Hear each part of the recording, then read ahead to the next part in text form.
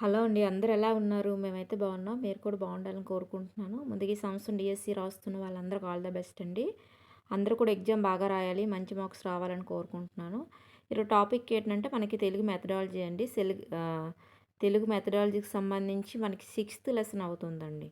మెథడాలజీకి సంబంధించి sixth lesson, ఆరో lesson అనేది అవుతుంది. దీనికి ముందు మనం first, second, third, fourth, fifth lessons అనేవి కంప్లీట్ అయ్యాయి.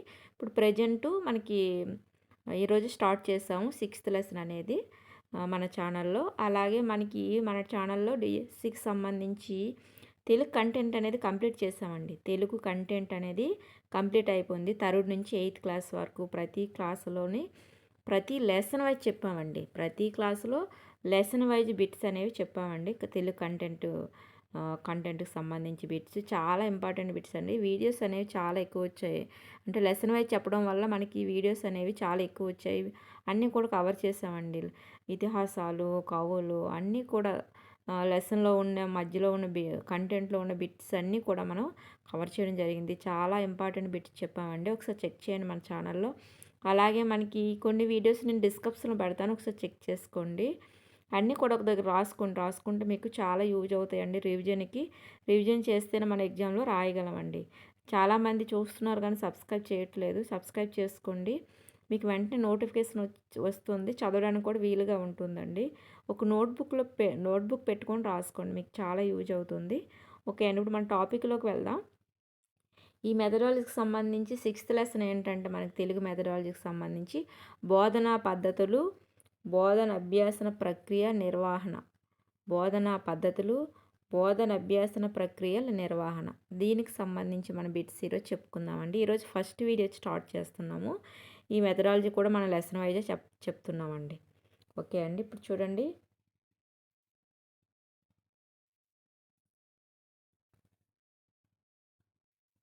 బోధనా పద్ధతులండి. బోధనా పద్ధతుల గురించి తెలుసుకుందాము. నేర్పేవారి నేర్పరితనాన్ని బట్టి, నేర్చుకునేవారి ఆసక్తులను అనుసరించి భాష అలవడుతుంది. నేర్పడాన్నే బోధన అంటాము. ఏదైనా విషయాన్ని నేర్పడాన్ని మనం బోధన అని అంటాము. బోధన నేడు అనేక హంగుల్ని, సదుపాయాల్ని సమకూర్చుకొని ఒక శాస్త్రంగా రూపుదిద్దుకుంటుంది. నేడు ప్రపంచీకరణ నేపథ్యంలో జ్ఞాన విస్ఫోటనంతో, అంతర్జాల వినియోగం విస్తరణతో విద్యా వ్యవస్థ సరికొత్త విద్యా లక్ష్యాలను నిర్దేశించుకోవలసి వచ్చింది. వీటి దృష్ట బోధనభ్యాసన ప్రక్రియలు విప్లవాత్మకమైన, నిర్మాణాత్మకమైన మార్పుల ఆవశ్యకత ఏర్పడుతుంది. ఈ తరుణంలో భాషోపాధ్యాయులు ఆధునిక బోధనా పద్ధతుల గురించి అవగాహన చేసుకోవాల్సిన అవసరం ఎంతైనా ఉందన్నమాట. ఈ బోధనా పద్ధతుల గురించి ఖచ్చితంగా బిట్స్ అనేవి అడుగుతూ ఉంటారండి. చూడండి మరొకసారి. నేర్పేవారి నేర్పరితనాన్ని బట్టి, నేర్చుకునేవారి ఆసక్తులను అనుసరించి భాష అలవడుతుంది. నేర్పడాన్నే బోధన అని అంటాము. బోధన నేడు అనేక హంగుల్ని, సదుపాయాల్ని సమకూర్చుకొని ఒక శాస్త్రంగా రూపుదిద్దుకుంటుంది. నేడు ప్రపంచీకరణ నేపథ్యంలో జ్ఞాన విస్ఫోటనంతో, అంతర్జాల వినియోగ విస్తరణతో విద్యా వ్యవస్థ సరికొత్త విద్యా లక్ష్యాలను నిర్దేశించుకోవలసి వచ్చింది. వీటి దృష్ట్యా బోధనభ్యసన ప్రక్రియలు విప్లవాత్మకమైన, నిర్మాణాత్మకమైన మార్పుల ఆవశ్యకత ఏర్పడింది. ఈ తరుణంలో భాషోపాధ్యాయులు ఆధునిక బోధనా పద్ధతుల గురించి అవగాహన చేసుకోవాల్సిన అవసరం ఎంతైనా ఉందన్నమాట. అలాగే పాఠశాల ఒక తోట, దానిలోని బాలబాలికలు మొక్కలు. ఆ మొక్కలు నిర్బంధించి పోషించి తోటమాలే ఉపాధ్యాయుడు అవుతాడు. ఇది కిండర్ గార్డెన్ పద్ధతి అని వివరించినది ప్రోబెల్ అండి. చూడండి, ఒక పాఠశాల ఒక తోట లాంటిది అనమాట. ఆ తోటలోని దానిలోని బాలికలు మొక్కలు అవుతారు. ఆ మొక్కలు నిర్బంధించి పోషించి తోటమాలి ఉపాధ్యాయుడు అవుతాడు. ఇదే కిండర్ గార్డెన్ పద్ధతి అని వివరించింది ప్రోబెల్ అండి. నెక్స్ట్, కిండర్ గార్డెన్ విద్యా విధానాన్ని బాలోద్యానము బాలోద్యానవనము అని అంటారనమాట. బాలోద్యానము అని అంటారు కిండర్ గార్డెన్ విద్యా విధానాన్ని. పిల్లల్లో ఆధ్యాత్మిక దృక్పథాన్ని పెంపొందించి వారు మొక్కల నుంచి వచ్చే పుష్పాల సౌరభాన్ని ఆస్వాదించేటట్లు చేయాలని అభిలషించినది ప్రోబెల్. పిల్లల్లో ఆధ్యాత్మిక దృక్పథాన్ని పెంపొందించి వారు మొక్కల నుంచి వచ్చే పుష్పాల సౌరభాన్ని ఆస్వాదించేటట్లు చేయాలని అభిలాషించినది ప్రోబెల్ అండి. నెక్స్ట్, ఆటలు పాటలతో కూడిన పలు ఉపకరణాల ద్వారా విద్యాబోధన సాగాలని ఆశించినది ప్రోబెల్. ఆట పాటలతో కూడిన పలు ఉపకరణాల ద్వారా విద్యాబోధన సాగాలని ఆశించినది ప్రోబెల్ అండి. అలాగే కృత్యాలను స్వయంగా నిర్వహించడం అనే సూత్రాల ఆధారంగా బోధన చేసే విధానం కిండర్ గార్డెన్ విధానం అండి. కృత్యాలను స్వయంగా నిర్వహించడం అనే సూత్రాల ఆధారంగా బోధన చేసే విధానం ఏంటంటే కిండర్ గార్డెన్ విధానం అండి. నెక్స్ట్, మానసిక వికలాంగులైన బాలికల్లో మానసిక లోపాలతో పాటు వారిలో శక్తియుక్తులు ఉన్నట్లు గుర్తించి వారి విద్యాభివృద్ధికి కృషి చేయాలని భావించినది మేరియా మాంటిసోరీ అండి. చూడండి ఒకసారి, మానసిక వికలాంగులైన బాలికలలో మానసిక లోపాలతో పాటు వారిలో శక్తియుక్తులున్నట్లు గుర్తించి వారి విద్యాభివృద్ధికి కృషి చేయాలని భావించినది మేరియా మాంటిసోరీ అండి. మాంటిసోరీ ప్రతిపాదించిన పద్ధతి ఒక బోధనా పద్ధతి మాత్రమే కాదని విద్యారంగంలో ఒక విప్లవాత్మకమైన ఆలోచన విధానం అని అన్నది ప్రఖ్యాత విద్యావేత్త గిజుబాయ్ అండి. మాంటిసోరీ ప్రతిపాదించిన పద్ధతి ఒక బోధనా పద్ధతి మాత్రమే కాదని విద్యారంగంలో ఒక విప్లవాత్మకమైన ఆలోచన విధానం అని అన్నది ప్రఖ్యాత విద్యావేత్త గిజుబాయ్ అండి. నెక్స్ట్, విద్యార్థుల శారీరక అభివృద్ధిని మదింపు చేసే పీడోమీటర్ అనే సాధనం డాష్ పద్ధతిలో ఉంటుంది. మనకి ఏ పద్ధతిలో ఉంటుందంటే మాంటిసోరీ పద్ధతిలో ఉంటుంది. విద్యార్థుల శారీరక అభివృద్ధిని మదింపు చేసే పీడోమీటర్ అనే సాధనం మాంటిసోరీ పద్ధతిలో ఉంటుంది. పీడోమీటర్ విద్యార్థుల శారీరక పద్ధతిని మదింపు చేసే పీడోమీటర్ అనే పద్ధతి మాంటిసోరీ పద్ధతిలో ఉంటుంది. నెక్స్ట్, మాంటిసోరీ పద్ధతిలో పిల్లలే స్వయంగా జ్ఞానాన్ని సంపాదించుకుంటారు. ఈ మాంటిసోరీ పద్ధతిలో పిల్లలే స్వయంగా జ్ఞానాన్ని సంపాదించుకుంటారు. మాంటిసోరీ పద్ధతిలో ఉపాధ్యాయుడు కేవలం సహాయకుడు మాత్రమే. వాళ్ళకి హెల్ప్ చేస్తారు అంతేగాని పిల్లలు మాత్రం స్వయంగా వాళ్ళ జ్ఞానాన్ని సంపాదించుకుంటారు. ఏ పద్ధతిలో? మాంటిసోరీ పద్ధతిలో. ఉపాధ్యాయుడు కేవలం సహాయకుడు, హెల్ప్ మాత్రమే చేస్తూ ఉంటాడు. మాంటిసోరీ పద్ధతిలో విద్య అభ్యసించే పిల్లలు వయసు ఎంత? 3 నుండి 7 సంవత్సరాలు ఉంటుంది. మాంటిసోరీ పద్ధతిలో విద్య అభ్యసించే పిల్లల యొక్క వయసు ఎన్ని సంవత్సరాల నుంచి ఎన్ని సంవత్సరాలు అంటే 3 నుంచి 7 సంవత్సరాల వరకు ఉంటుంది. మాంటిసోరీ పద్ధతిలో విద్యను అభ్యసించే పిల్లల యొక్క వయసు 3 సంవత్సరాల నుంచి 7 సంవత్సరాలు ఉంటుంది. విద్యార్థుల శారీరక మానసిక శక్తులను మేల్కొల్పి వారిని స్వయం అధ్యయనశీలురుగా మార్చడానికి తోడ్పడే పద్ధతి కృత్యాధార పద్ధతి. బోధనా పద్ధతులు చాలా ఇంపార్టెంట్ అండి. బిట్స్ అనేవి మనకు వస్తూ ఉంటాయి. విద్యార్థుల శారీరక మానసిక శక్తుల్ని మేల్కొల్పి వారిని స్వయం అధ్యయనశీలులుగా మార్చడానికి తోడ్పడే పద్ధతి కృత్యాధార పద్ధతి. మరొకసారి చూడండి, విద్యార్థుల శారీరక మానసిక శక్తుల్ని మేల్కొల్పి వారిని స్వయం అధ్యయనశీలులుగా మార్చడానికి తోడ్పడే పద్ధతి కృత్యాధార పద్ధతి. నెక్స్ట్, అలాగే ఈశ్వరీబాయి పటేల్ కమిటీ ప్రస్తావించిన పద్ధతి కృత్యాధార పద్ధతి. ఈశ్వరీబాయి పటేల్ కమిటీ ప్రస్తావించిన పద్ధతి ఏదండి? కృత్యాధార పద్ధతి. అలాగే గాంధీజీ ప్రతిపాదించిన విద్యా విధానం ఏదంటే బేసిక్ విద్యా విధానం. గాంధీజీ ప్రతిపాదించిన విద్యా విధానం ఏంటండి? బేసిక్ విద్యా విధానం.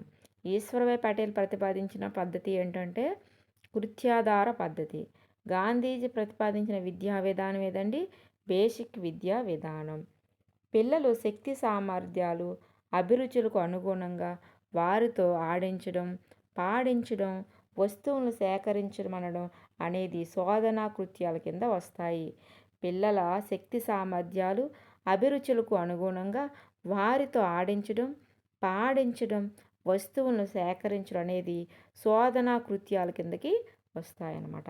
అలాగే విద్యార్థులు చేతి పనులు చేయడం, పలు వెల తక్కువ గల వస్తు సామగ్రితో బోధనోపకరణాలను, నమూనాలను కృత్యాలను సిద్ధం చేయడం నిర్మాణ కృత్యాల కింద వస్తాయి. చూడండి ఇక్కడ చాలా ఇంపార్టెంటు. పిల్లల శక్తి సామర్థ్యాలు, అభిరుచులకు అనుగుణంగా వారితో ఆడించడం, పాడించడం, వస్తువులను సేకరించడం అనేది శోధనా కృత్యాల కింద వస్తాయి. అలాగే విద్యార్థులు చేతి పనులు చేయడం, పలు వెల తక్కువ గల వస్తు సామగ్రితో బోధనోపకరణాలను, నమూనాలను, ఆకృతులను సిద్ధం చేయడం నిర్మాణ కృత్యాల కింద వస్తాయి. అలాగే విద్యార్థులు అన్వేషించి కనుగొన్న అంశాలను సిద్ధం చేసిన నమూనాలను ప్రదర్శించడం ప్రదర్శన కృత్యాల కింద వస్తాయి. విద్యార్థులు అన్వేషించి కనుగొన్న అంశాలను సిద్ధం చేసిన నమూనాలను ప్రదర్శించడం ప్రదర్శన కృత్యాల కింద వస్తాయన్నమాట. అలాగే ప్రాథమిక విద్యా క్షేత్రంలో గుణాత్మకతను సాధించడానికి ఏ విద్యాబోధన ఉత్తమమని విద్యావేత్తల అభిప్రాయం అంటే కృత్యాధార విద్యాబోధన. ప్రాథమిక విద్యాక్షేత్రంలో గుణాత్మకతను సాధించడానికి ఏ విద్యాబోధన ఉత్తమమని విద్యావేత్తల అభిప్రాయం అంటే మనకి కృత్యాధార విద్యాబోధన ఉత్తమమని విద్యావేత్తల అభిప్రాయం కృత్యాధార విద్యాబోధన అనేది ప్రాథమిక విద్యాక్షేత్రం గుణాత్మకతను సాధించడానికి ఉపయోగపడుతుందని విద్యావేత్తలు ఉత్తమమని విద్యావేత్తల అభిప్రాయం అన్నమాట. నెక్స్ట్, అందరికీ విద్యను అందించాలని మన రాజ్యాంగంలో ఏ ఆర్టికల్ చెబుతుందంటే 45వ ఆర్టికలు. అందరికీ విద్యను అందించాలని మన రాజ్యాంగంలో ఏ ఆర్టికల్ చెబుతుందంటే 45వ ఆర్టికలు. అందరికీ విద్యను అందించాలని మన రాజ్యాంగంలో 45వ ఆర్టికలు చెబుతుంది.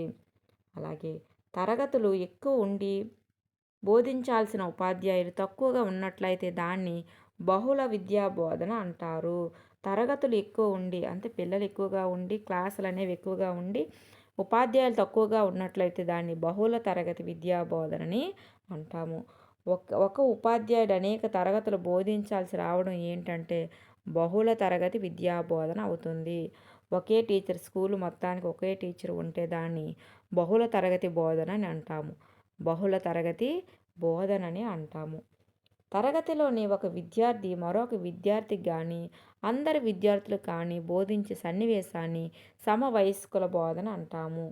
ఒక తరగతిలో ఒక అబ్బాయి ఒక విద్యార్థికి కానీ ఎక్కువ మంది విద్యార్థులు కానీ బోధిస్తే అంటే చెప్పడాన్ని మనం సమవయస్కుల బోధనని అంటామన్నమాట. అలాగే విద్యార్థులు ప్రత్యక్ష బోధన, సమవయస్కుల బోధన, మానిటర్ సహాయంతో బోధన, జట్టు కృత్యాల నిర్వహణ సమయంలో కాక ఇతర సమయంలో పాఠ్యాంశాలను స్వయంగా అభ్యసించే విధానం స్వయం అభ్యాసన పద్ధతి అండి. విద్యార్థుల ప్రత్యక్ష బోధన, సమవయస్కుల బోధన, మానిటర్ సహాయంతో బోధన, జట్టు కృత్యాల నిర్వహణ సమయంలో కాక ఇతర సమయంలో పాఠ్యాంశాలను స్వయంగా అభ్యసించే విధానం స్వయం అభ్యాసన పద్ధతి. నెక్స్ట్, స్వయం అధ్యయనంలో భాగంగా విద్యార్థులు పాఠ్యపుస్తకాలతో పాటు ఇతర కథలు, గేయాలు, పుస్తకాలను పై తరగతుల వారైతే ఉపవాచకాలను చదువుకునే పద్ధతి అనుబంధ పఠన పద్ధతి. స్వయం అధ్యయనంలో భాగంగా విద్యార్థులు పాఠ్యపుస్తకాలతో పాటు ఇతర కథలు, గేయాలు, పుస్తకాలను పై తరగతుల వారైతే ఉపవాచకాలను చదువుకునే పద్ధతి అనుబంధ పఠన పద్ధతి. అలాగే డాల్టన్ పద్ధతిని నియోజనాల పద్ధతి అంటారు. డాల్టన్ అనే పద్ధతికి ఇంకొక పేరు ఏంటంటే నియోజనాల పద్ధతిని ప్రతిపాదించిన వారు హెలెన్ పార్క్ హారెస్ట్. నియోజనాల పద్ధతిని ప్రతిపాదించిన వారు హెలెన్ పార్క్ హారెస్ట్. డాల్టన్ పద్ధతిని నియోజనాల పద్ధతి అంటాము. నియోజనాల పద్ధతిని ప్రతిపాదించిన వాళ్ళు హెలెన్ పార్క్ హారెస్ట్ అండి. అలాగే విద్యార్థుల వైయక్తిక భేదాల కారణంగా వారు చదువులో వెనకబడడం కానీ ముందుండడం కానీ జరుగుతుందని విశ్వసించినది ఎవరంటే పార్క్ హారెస్ట్ అండి. విద్యార్థుల వైయక్తిక భేదాల కారణంగా వారు చదువులో వెనకబడటం కానీ ముందుండన కానీ జరుగుతుందని నమ్మినది ఎవరంటే పార్క్ హారెస్ట్ అండి. విద్యార్థుల వైయక్తిక భేదాల కారణంగా వారు చదువులో వెనకబడడం కానీ ముందుండడం కానీ జరుగుతుందని విశ్వసించినది ఎవరంటే పార్క్ హారెస్ట్. అలాగే చర్చా పద్ధతిని ఆంగ్లంలో డిస్కస్ మెథడ్ అని అంటారన్నమాట. చర్చా పద్ధతిని ఆంగ్లంలో డిస్కషన్ మెథడ్ అని అంటారు. ఈ పద్ధతిని ఉన్నత తరగతుల వారికి బహుళ ప్రయోజనకారి. పెద్ద క్లాసులు ఇవి డిస్కస్ చేసుకోవడానికి ఎక్కువ ఈ చర్చా పద్ధతి అదే డిస్కషన్ పద్ధతి అనేది ఎక్కువగా వాడుతూ ఉంటారు. నెక్స్ట్, పాఠ్యాంశాలకు సంబంధించిన ఒక్కో అంశాన్ని ఒక్కొక్క జట్టుగా ఇచ్చి ఆ అంశానికి సంబంధించిన వివరాలను చర్చించడం చర్చా పద్ధతి. పాఠ్యాంశాలకు సంబంధించి ఒక్కో అంశాన్ని ఒక్కొక్క జట్టుకు అంటే గ్రూపుకి మనం ఏ విషయాన్ని చర్చిస్తామో దాన్ని గ్రూపులుగా చేసిన విద్యార్థులకు ఒక జట్టుకు ఒక అంశాన్ని ఒక జట్టుకు ఒక అంశాన్ని ఇచ్చి చర్చించడానికి పలు అంశాలకి సంబంధించిన వివరాలు చర్చించడం మనకి చర్చా పద్ధతి అవుతుంది. నెక్స్ట్, చర్చా పద్ధతిని ఉపవాచకం వ్యాసరచన బోధనలో ఉపయోగించుకోవచ్చు. చర్చా పద్ధతిని ఉపవాచకం వ్యాసరచన బోధనలో ఉపయోగించుకోవచ్చు అన్నమాట. అలాగే విద్యార్థులు చదువుకుంటున్నప్పుడు ఉపాధ్యాయులు లేదా ప్రత్యేక ట్యూటర్లు పర్యవేక్షిస్తూ వారి అధ్యయనానికి దోహదపడటం ఏంటంటే పర్యవేక్షణాత్మక అధ్యయనం. విద్యార్థులు చదువుకుంటున్నప్పుడు ఉపాధ్యాయులు లేదా ప్రత్యేక ట్యూటర్లు పర్యవేక్షిస్తూ వారి అధ్యయనానికి దోహదపడటం పర్యవేక్షణాత్మక అధ్యయనం అవుతుంది. నెక్స్ట్, పర్యవేక్షణాత్మక అధ్యయనం బోధనా పద్ధతి కాదు, స్వయం అధ్యయనాన్ని ప్రోత్సహించేదే విధానం అన్నమాట. పర్యవేక్షణ అధ్యయనం అనేది బోధనా పద్ధతి కాదండి, స్వయం అధ్యయనాన్ని మనం ప్రోత్సహించే విధానం అది మాత్రమే. విద్యార్థులు తమ అభ్యాసంలో చేసిన తప్పుల్ని సరిదిద్ది ఆ దోషాల నివారణకు ఉపాధ్యాయుడు చేసే బోధన లోప నివారణ బోధన అవుతుంది. విద్యార్థులు తమ అభ్యాసంలో చేసిన తప్పుల్ని సరిదిద్ది ఆ దోషాల నివారణకు ఉపాధ్యాయుడు చేసే బోధన లోప నివారణ బోధన అవుతుంది. ఛందోబద్ధమైన రచన పద్యం అవుతుంది. ఛందోబద్ధమైన రచన ఏంటంటే పద్యం. నెక్స్ట్, కవి భావావేశంలో సముచితమైన పదాలతో నియమబద్ధంగా చేసిన రచన కవిత్వం అవుతుంది. చూడండి, ఛందోబద్ధమైన రచన ఏంటంటే పద్యం అవుతుంది. అలాగే కవి భావావేశంతో సముచితమైన పదాలతో నియమబద్ధంగా చేసిన రచన కవిత్వం అవుతుంది. కవయితి కవి తస్య కర్మకావ్య అంటే వర్ణించేవాడు కవి. అతని కర్మకావ్యం ఏంటంటే విద్యాధరుడు. ఎవరండి? విద్యాధరుడు. రసప్రధానమైన వాక్యాన్ని ఆత్మగా కలది కావ్యం అన్నది ఎవరంటే విశ్వనాథుడు. రసప్రధానమైన వాక్యాన్ని ఆత్మగా కలది కావ్యం అన్నది విశ్వనాథుడు. నెక్స్ట్, రమణీయార్థ ప్రతిపాదకం శబ్దం కావ్యం అనే రమణీయార్థ ప్రాతిపదకం శబ్దమే కావ్యమని జగన్నాథుడు పేర్కొనడం జరిగింది. రమణీయార్థ ప్రతిపాదకం శబ్దం కావ్యం అంటే రమణీయార్థ ప్రతిపాదకమైన శబ్దమే కావ్యమని జగన్నాథుడు అన్నారు. ఇదండి ఈరోజుకి సంబంధించి మన వీడియో. దీని కంటిన్యూషన్ అనేది మనం రేపు చెప్పుకుందాం రేపు వీడియోలో. ఇది మనకి 6th లెసన్కి సంబంధించి ఈరోజు ఫస్ట్ వీడియో అండి. నేను కొన్ని వీడియోస్ డిస్క్రిప్షన్లో పెడతాను, ఒకసారి చెక్ చేయండి. ఈ వీడియో కానీ నచ్చితే లైక్ చేయండి, షేర్ చేయండి, సబ్స్క్రైబ్ చేయండి ఫ్రెండ్. చాలా ఇంపార్టెంట్ బిట్స్ డైలీ మన ఛానల్లో పెట్టడం జరుగుతుంది. డైలీ వీడియో అనేది మనం డిఎస్సికి సంబంధించి పెడుతున్నామండి, ఇంపార్టెంట్ బిట్స్ అండి. అందువల్ల అందరూ కూడా సబ్స్క్రైబ్ చేసుకోండి, లైక్ చేయండి, సపోర్ట్ చేయండి. నేను డైలీ పెట్టడానికి ట్రై చేస్తుంటాను, నాకు టైం లేకపోయినా నేను పెట్టడానికి ట్రై చేస్తాను వీడియోస్ అనేవి. ఓకే అంటే మరొక వీడియో అంటే దీని కంటిన్యూస్ అనేది మనం చెప్పుకుందాం. ఓకే అండి, థ్యాంక్ యూ.